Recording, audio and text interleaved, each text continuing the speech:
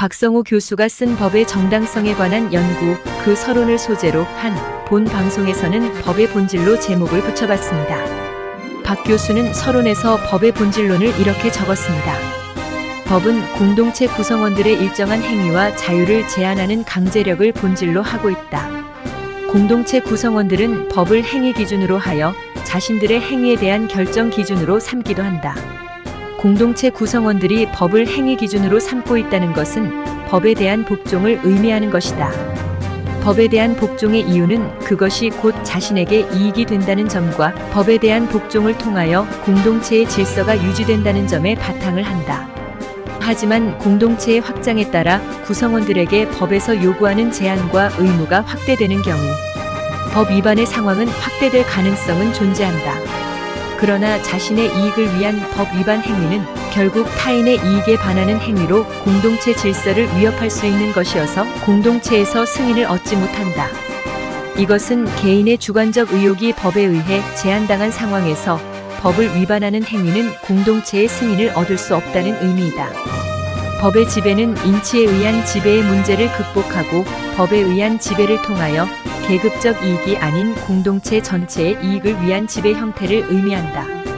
법의 지배에 의해 인치주의를 법의 지배에 있어서 법은 공동체 권력자 집단 등 소수의 이익을 위한 목적의 수단에 불과한 것이어서는 안 될 것이다.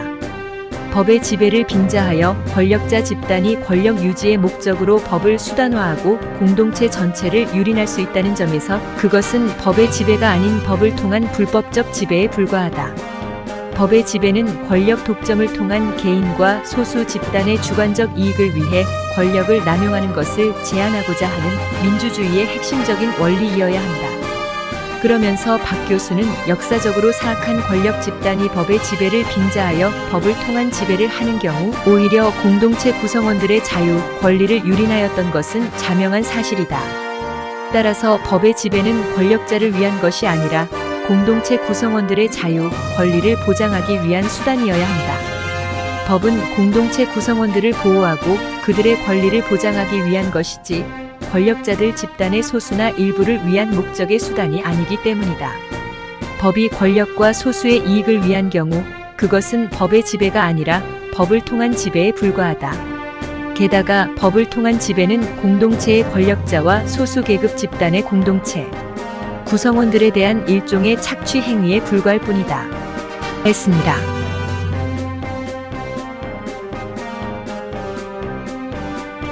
살펴보건대 우리의 헌법과 국가 운영을 위한 공법은 국가로서의 공동체 구성원인 국민의 일정한 행위와 자유를 제한하는 강제력을 본질로 하고 있는 것입니다.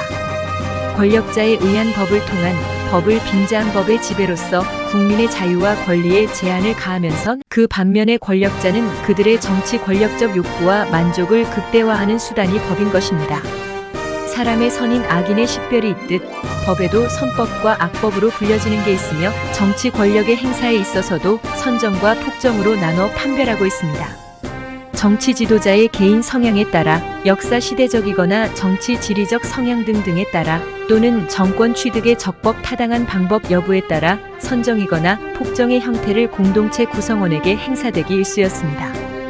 헌법 수호단이 결성되고 이런 방송을 열어 법을 이야기하게 되면 우리 대한민국이라는 국가 공동체로서의 우리 사회가 적법 타당하지 못하다는 데에 활동의 근거와 국민 저항으로서의 이유를 지니고 있습니다.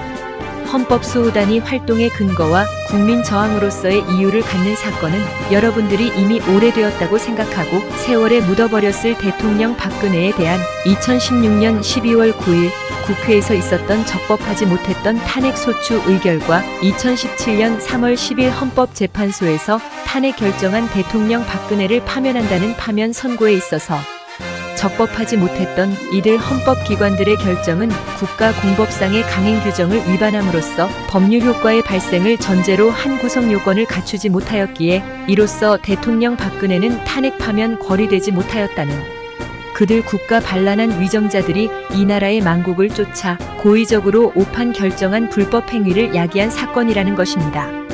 그러고서도 그들은 좌경화된 언론을 통하여 국회의 탄핵 소추 의결서와 헌법재판소의 탄핵 결정문으로 교묘하게 거국적으로 국민을 속인 것입니다. 3만 3천 명의 법조인들과 수많은 법학자를 포함한 5천만 국민 모두가 적폐만으로 국정을 농단한 마땅히 탄핵할 대통령 박근혜로 인식하였던 것입니다. 이와 같은 국회와 헌법재판소가 법을 위반하면서 대통령을 내친 소행에 대해서는 침묵 무관심이 그렇게 대통령 박근혜는 탄핵된 박근혜 전 대통령이었습니다. 하지만 그들의 교묘한 술책과 계략을 담은 탄핵 소추 의결서와 탄핵 결정문은 국민 모두를 철저하게 다 속이지 못했던 것입니다. 2017년 2월 9일 헌법수호단을 결성한 이래로 줄곧 국회의원은 국회의원과 헌법재판관이 아닌 헌법개판관으로 오명을 붙여 질타당하는 그들의 범법 사실이 명백하고도 중대하게 꼬리 잡힌 것이었습니다.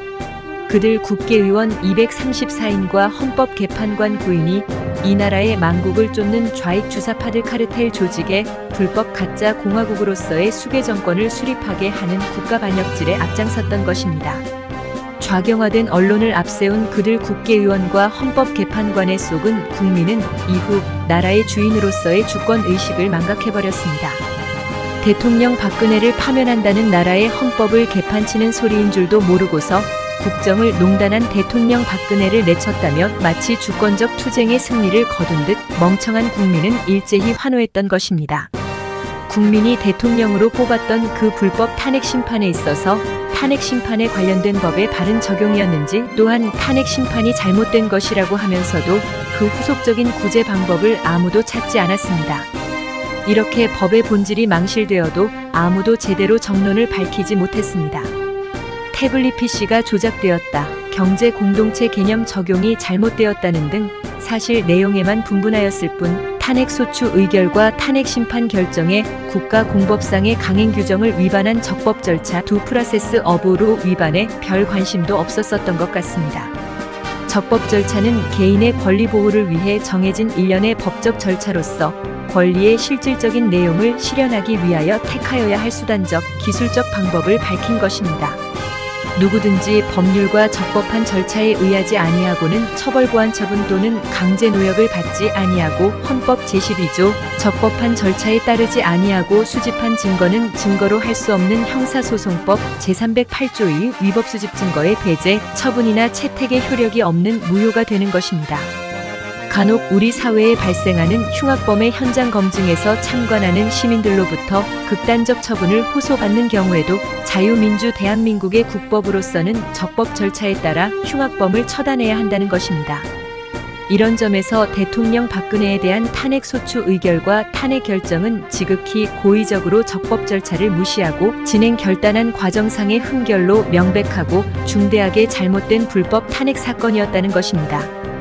가령 대통령 박근혜에게 국정농단의 범행 실태가 명백하다고 할지라도 국회가 탄핵을 소추함에 있어서는 일반 형사범처럼 뭔 잘못을 저질렀는지 세세히 조사를 거쳐서 소추 의결되었어야 했음에도 그런 절차를 완벽하게 무시당하고서 박 대통령에 대한 인간적인 호불호만을 묻는 무기명 투표로 긴급히 소추 의결했습니다.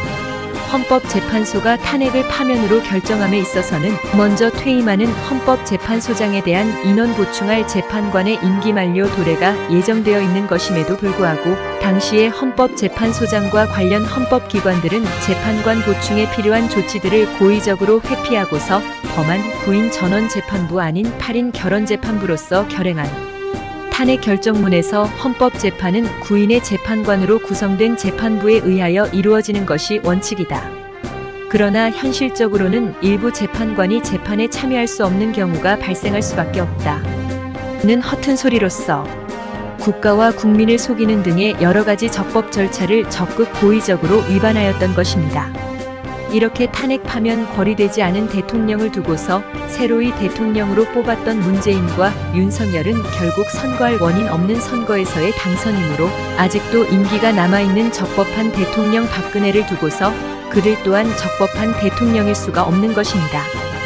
법은 공동체 구성원들의 일정한 행위와 자유를 제한하는 강제력을 본질로 하고 있으므로 무려 헌법기관인 국회와 헌법재판소가 탄핵될 죄 없는 대통령에 대하여 범하는 범법으로서의 국가 반란임에도 주권 국민으로서의 법의식은 잠자고 있었음에 지금도 대한민국의 대통령 박근혜는 이렇게 범법으로 권좌에서 내쳐져 제야에 머무르고 있음인 것입니다. 그렇기 때문에 당시의 대통령 권한 대행으로서의 오늘 헌법재판소의 결정은 헌법과 법률에 따라 내려진 것입니다. 대한민국은 법치주의를 근간으로 하는 자유민주 국가입니다. 우리 모두가 헌법재판소의 결정을 존중해야 하겠습니다. 하는 법률가의 허튼 소리에 법 정의로운 저희 헌법수호단으로서는 지금까지도 국민저항권 행사는 멈출 수 없는 것입니다. 법에 대한 복종의 이유는 그것이 곧 자신에게 이익이 된다는 점과 법에 대한 복종을 통하여 공동체의 질서가 유지된다는 점에 바탕한다 했습니다. 법은 공동체 구성원들의 일정한 행위와 자유를 제한하는 강제력을 본질로 하면서 그런 법에 대한 복종의 이유는 그것이 곧 자신에게 이익이 된다는 점에서 복종할 이유를 찾겠지만 이런 국가 반란을 야기한 불의 불법의 복종보다는 저항해야 하는 이유의 국민 이익이 더 뚜렷했던 것입니다. 이렇게 망국적 이권 카르텔 조직원 자신들의 이익을 위한 법 위반 행위는 결국 국민의 이익에 반하는 행위로 공동체 질서를 위협하고 있는 오늘의 이 나라 이 정권은 분명한 불법 가짜 수괴 통령의 악패 정권인 것입니다. 문재인 윤석열로 잇고 있는 수괴 정권의 몰법 인치주의에 의한 법의 지배에 있어서 몰법 야만 국가가 된 이 나라의 법은 그들 이권 카르텔 권력자 집단의 이익만을 위한 이 나라 망국의 대업을 이루고자 하는 반국가적 목적의 수단으로 이용되고 있다는 현실을 오늘 말씀으로 올립니다.